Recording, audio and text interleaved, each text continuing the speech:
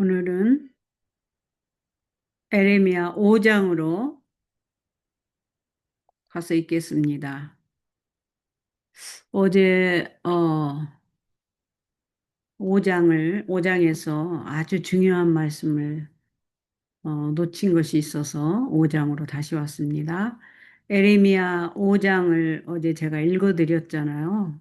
읽어드렸는데 다시 읽겠습니다. 너무너무 중요한 말이 있더라고요. 근데 그거를 놓쳐버리고 멘션을 안 했어요. 예루살렘 거리들을 너희는 돌아다니면서 잘 알아보고 그 광장에서 찾아보아라. 만일 네가 공의를 행하고 진리를 찾는 자를 한 사람이라도 만날 수 있다면 내가 그 성읍을 용서할 것이다. 비록 그들이 여호와의 살아계심을 두고 맹세할지라도 실상은 그들이 거짓으로 맹세하는 것이다. 여호와시여 주님의 눈은 진실을 찾지 아니하십니까? 주께서 그들을 치셨으나 그들은 아파하지 아니하며 주께서 그들을 멸하셨으나 그들은 훈계받기를 거부하고 그들의 얼굴을 바위보다 굳게 하며 돌아오기를 거부하였습니다. 그러므로 내가 말하기를 그들은 참으로 비천하고 우둔하여 여호와의 길 그들의 하나님의 법을 알지 못한다. 내가 신분이 높은 사람들에게 가서 그들에게 말하니 그들은 여호와의 길 그들의 하나님의 공의를 알고 있을 것이다 하였으나 참으로 그들도 하나같이 멍에를 부수고 결박을 끄는 자들이다. 그러므로 숯불에서 나온 사자가 그들을 죽이며 광야의 이리가 그들을 해치고 표범이 그들의 성읍들을 엿보며 거기서 나오는 사람들을 다 찢을 것이니 이는 그들의 허물이 많고 그들의 반역이 심하기 때문이다. 7절 이 일에 대해 내가 어떻게 너를 용서해 줄 수 있겠느냐? 네 자식들이 나를 버리고 신이 아닌 것에게 맹세하였으며 내가 그들을 배불리 먹였으나 그들은 간음하며 창기의 집에 몰려갔다. 그들은 살지고 건강한 말 같아서 각기 이웃의 아내를 향해 부르짖는다. 이 일들에 대해 어찌 내가 벌하지 않겠으며 이와 같은 민족에게 어찌 내가 보복하지 않을 수 있겠느냐? 여호와의 말이다. 10절 너희는 그들의 성벽에 올라가 부수되 다 부수지는 말고 그 가지들만 제거하라. 그것들은 여호와의 것이 아니다. 이는 이스라엘 집과 유다의 집이 내게 심히 배반하였기 때문이다. 여호와의 말이다. 그들이 여호와에 관하여 거짓말하기를 그는 존재하지 않으니 재앙이 우리에게 임하지 아니하고 칼이나 기근을 우리가 보지 아니할 것이며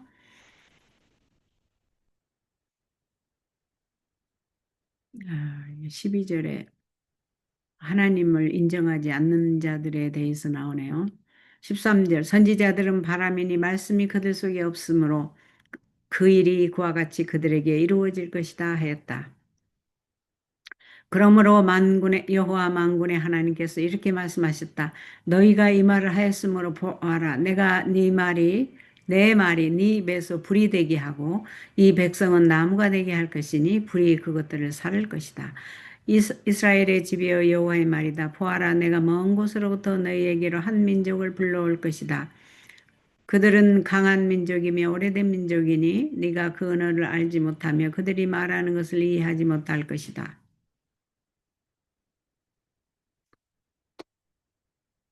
그들의 화살통은 열린 무덤과 같고 그들은 모두 용사들이다.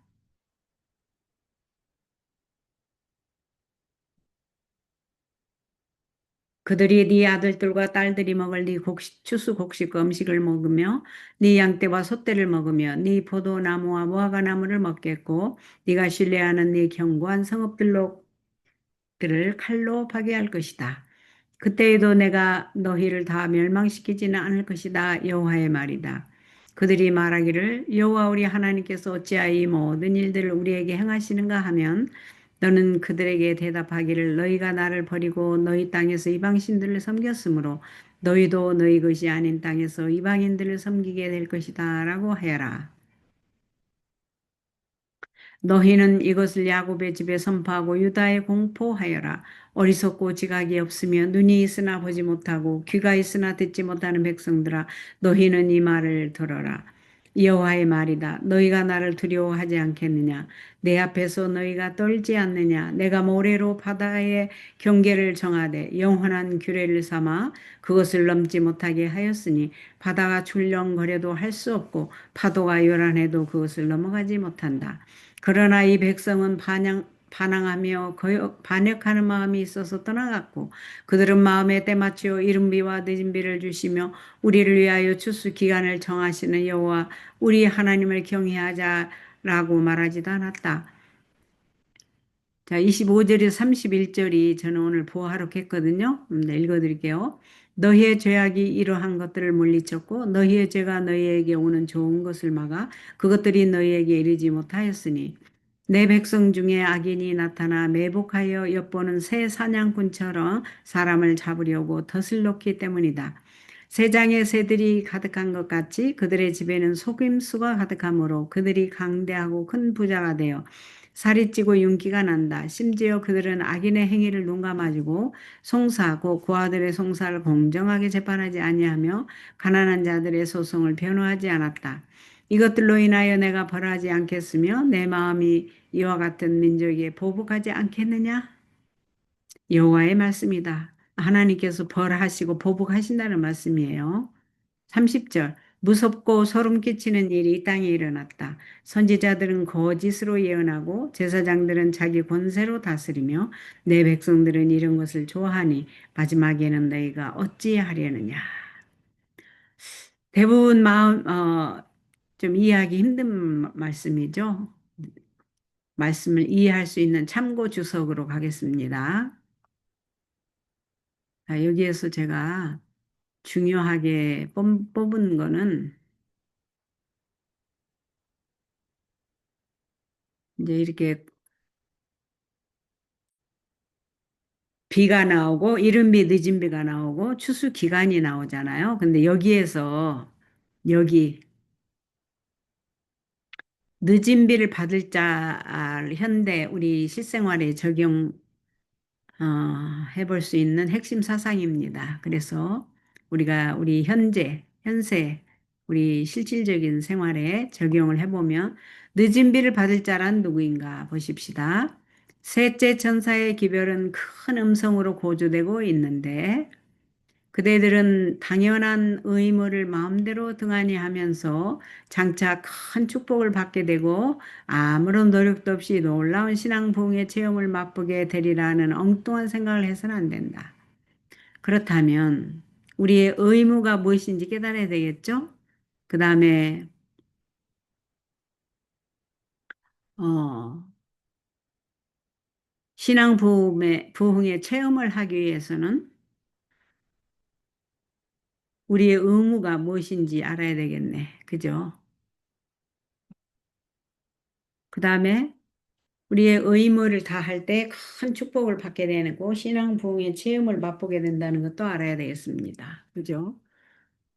그대들은 오늘 하나님께 그대들 자신을 바쳐서 여기 방법이 나오죠? 그대들은 오늘 하나님께 그대들 자신을 바쳐서 우리 자신을 하나님께 바친다는 말이 무슨 의미가 있나요? 예수님께서 우리를 대신해서 다 죄를 용서해 주셔서 이제 죄를 다 대속해 주셨어요. 그죠? 그렇지만 우리 자신을 하나님께 완전히 바쳐야 성화가 일어나고 거듭남이 일어나서 하늘에서 살 수 있는 아름다운 하늘의 성품으로 바뀌어야 되겠죠. 그렇게 하기 위해서는 우리는 우리 자신을 하나님께 바쳐야 됩니다. 그대들을 귀히 쓰실 그릇으로 만들고 주님의 봉사 사업에 합당한 인물이 되게 하라. 주님의 봉사 사업에 합당한 인물은 어떤 사람일까요? 자기 자신이 완전히 죽은 사람, 그죠? 완전히 하나님의 것이 된 사람. 그래서 이제는 본인이 하나님을 사용하는 게 아니라 하나님이 우리를 사용하도록 자신을 완전히 하나님께 바친 사람. 그죠? 그 사람을 하나님께서 봉사 사업에 합당한 인물이 되게 한다.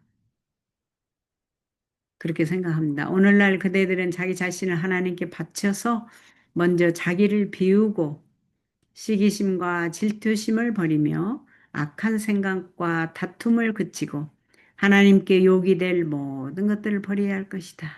하나님께 욕이 되는 것이 무엇인지 알아야 되겠죠. 탐심, 이기심, 그죠? 자기를 높이는 거, 원수 맺는 거, 그죠? 하늘의 원칙에 반대면 될 것 같아요. 하늘의 원칙이 넘버 원이 원수를 사랑하라. 넘버 투,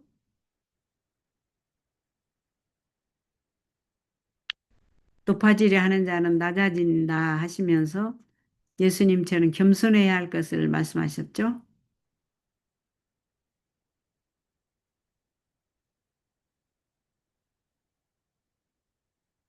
그 다음에 세 번째가 탐심을 물리쳐야 되기 때문에 하늘 원칙의 세 번째가 탐심을 물리쳐야 되기 때문에 예수님처럼 이타적이고 자아희생적인 마음을 가져야 되겠습니다.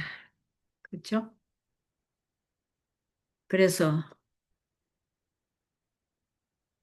우리 자기 자신을 하나님께 바친다 이 말은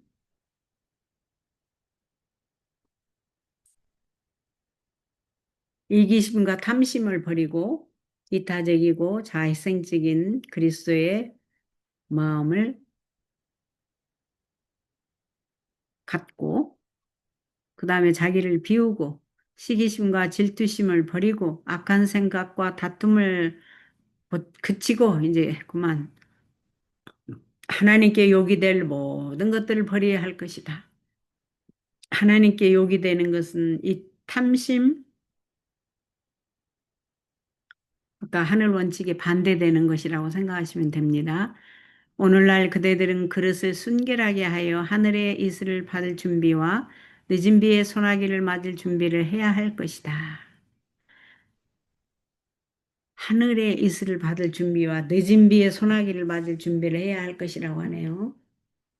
그래서 우리가 소그룹을 통해서 말씀을 연구하고 기도하고 이러고 있습니다.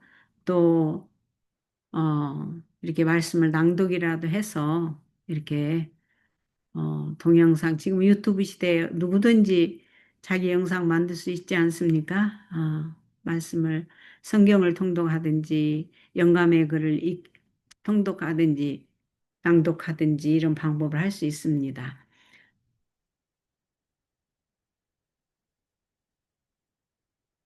늦은 비는 분명히 내릴 것이며 하나님의 축복은 모든 더러움에서 정결함을 입은 영혼들에게 가득히 채워질 것이다. 하나님의 축복이 늦은 비가 분명히 내릴 것인데 하나님의 축복은 모든 더러움에서 정결함을 입은 영혼들에게 가득히 채워줄 것이라네요.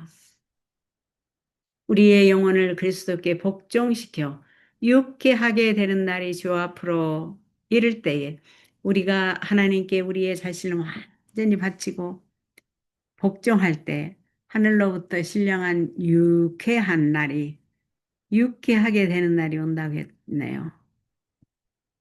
성령의 침례를 받기 위하여 성령의 침례를 받기 위하여 합당한 사람이 되도록 준비하는 것이 오늘날 우리가 해야 할 일이다. 합당한 사람, 이타적이고 자의성적인 예수 그리스도의 모본을 따르는 사람.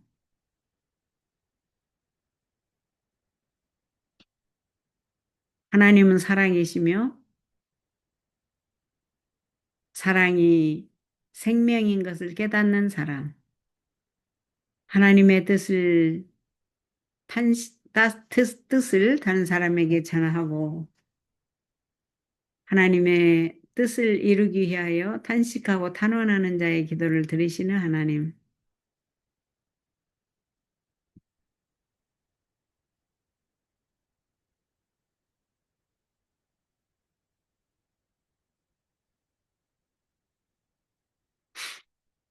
합당한 사람이 되도록 준비하는 것이 오늘날 우리가 해야 할 일이다. 하나님께로부터 받은 이 영원한 복음의 빛을 전하는 통로, 나누는 사람이 되어야 되겠는데요.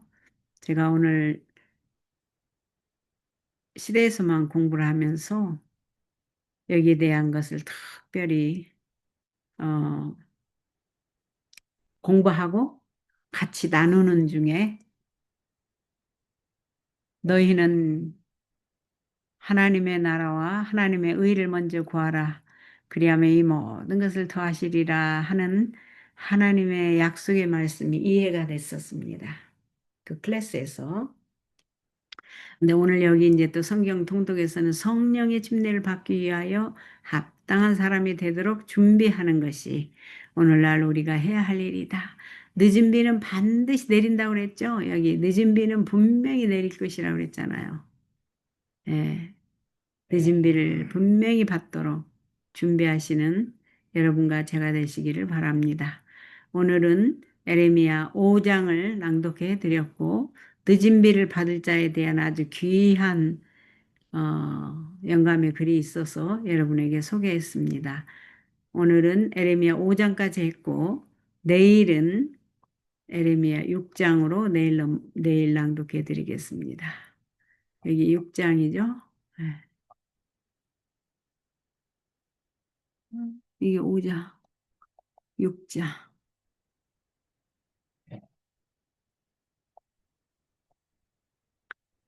어? 네. 내일은 에레미야 6장인데 또 무슨 보화의 말씀이 있을지 기대가 되고 또 늘 말씀으로 이렇게 인도하신 하나님께 감사를 드립니다. 오늘은 여기까지 하겠습니다.